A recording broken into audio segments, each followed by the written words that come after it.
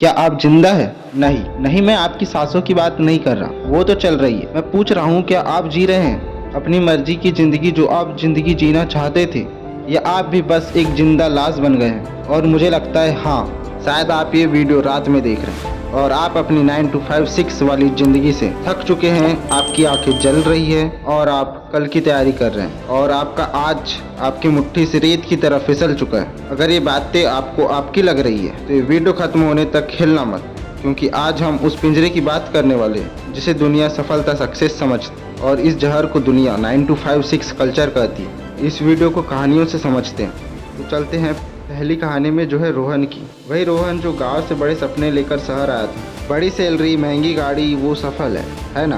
कल रात रोहन अपने क्वार्टरली टारगेट पूरे कर रहा था। स्क्रीन पर हरे नंबर से शो हो रहे थे, टारगेट अचीवेड। तभी उसका फ़ोन बजा। स्क्रीन पर माँ लिखा था। रोहन ने फ़ोन उठाया और रिजेक्ट कर दिया। एक मैसेज टाइप किया, busy, will call you later. उसे पूरा काम खत्म करते तक 1 बज गए थे। वह पूरी तरह से थका हुआ पर सफल था। घर अंधेरे में डूबा था।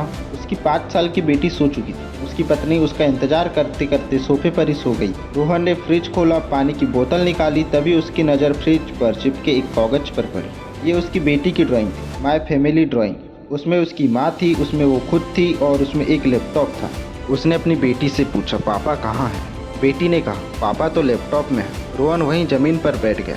वो सीनियर मैनेजर, वो टारगेट अचीवर, उस एक ड्राइंग को देखकर बच्चों की तरह रोने लगा। उस एक पल में रोहन समझ गया था कि इस 9 to 5 6 की रेस में वो सब कुछ जीत गया था सिवाय जिंदगी के। वो प्रमोशन जीत गया था पर अपने रिश्ते हार गया था। उसे पैसे चाहिए थे, पैसे हैं पर अब ख्वाहिशें नहीं है। रोहन 9 to 5 6 का पहला शिकार है, वो जो सफल है पर अकेला है। ये पहली कहानी थी।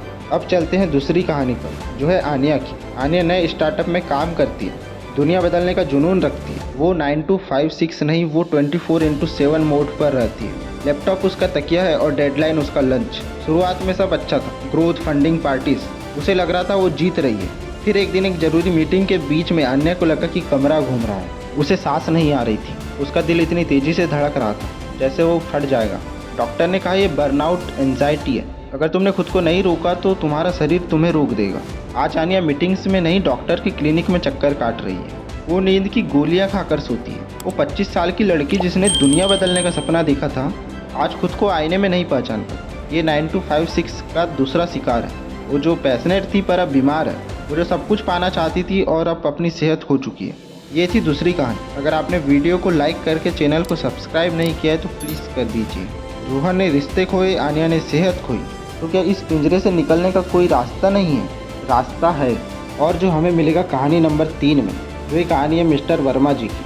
45 साल के वर्मा जी ने 20 साल तक एक बैंक में 9 to 5 6 की नौकरी की। वही टारगेट, वही प्रेशर, वही खोखली सफलता। एक दिन वर्मा जी ने अपनी बेटी की एक ड्राइंग देखी जिसमें बेटी ने अपने पापा को उदास बनाया। उस दिन वर्मा जी ने फैसला कर लिया और अगले 6 महीने में उन्होंने अपनी सारी सेविंग और सारा डर इकट्ठा किया और उसी बड़ी नौकरी को रिजाइन कर दिया। आज वर्मा जी अपने छोटे से गांव में पहाड़ों के बीच एक छोटा सा बुक कैफे चलाते हैं। उस बड़ी MNC से 10 गुना कम कमाते हैं, पर वो अपनी बेटी को खुद स्कूल छोड़ने जाते हैं। अपनी पत्नी के साथ शाम की चाय पीते हैं और आज 20 साल बाद भी वो रात को बिना किसी गोली के सोते हैं। दुनिया की नज़रों में वर्मा जी हार गए। एक सफल बैंकर एक छोटा सा कैफे चला रहा है, लेकिन वर्मा जी आज पहली बार जिंदा महसूस कर रहे हैं। वो 9 to 5 6 के गुलाम नहीं, बल्कि अपनी ज़िंदगी के राजा है। ये थे आज की वीडियो के 3 किरदार जो इन कहानियों से अपनी ज़िंदगी बताते हैं, और कहीं ना कहीं हमारी भी इन्हीं कहानियों में से एक कहानी है। तो अब हम देखते हैं कि आखिर इस वीडियो का निष्कर्ष क्या निकलता है, जिस कारण से आपने इन कहानियों को यहाँ तक देखा।